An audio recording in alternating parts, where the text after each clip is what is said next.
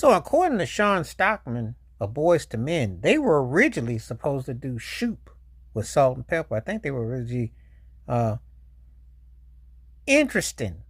Passed on that song. Um Either doing it with them or they were gonna get the song and it would have been interesting.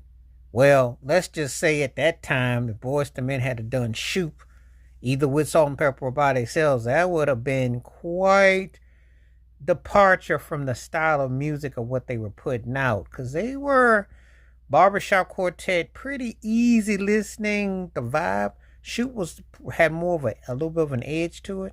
Now the harmonies and the groove would have been interesting, but yeah, they got passed over for Shoop. That was supposed to have been their song, and Salt and Pepper capitalized on it. Did they ever? Uh, Salt and Pepper had a huge run with Shoop.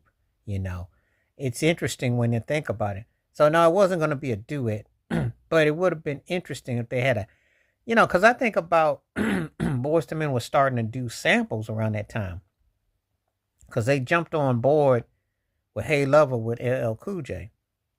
And up until that point, they had done all the hits with Babyface and LA, and then they hit with Jam and Lewis. So, but they were more, Motown Philly had more of had a groove, but they were not really doing a lot of, groove based songs. So a song like Shoot would have actually been interesting. And it got turned down. What do I think about it? Well, it was kind of like novelty because you got to remember something. They hit with One Sweet Day with Mariah Carey. The most of the stuff they did was pretty much cookie cutter adult contemporary, which was tailored to a certain audience. So I don't know if they would have been able to pull that off.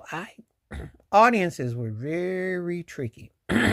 And when you, pardon me, when you one of the best selling acts of the era, these cats were selling records like hotcakes. Couldn't do no wrong.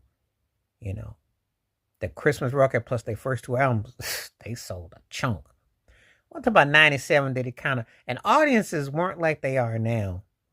You don't care who you were, because they fell off and it was a trip. And they still had some decent cuts.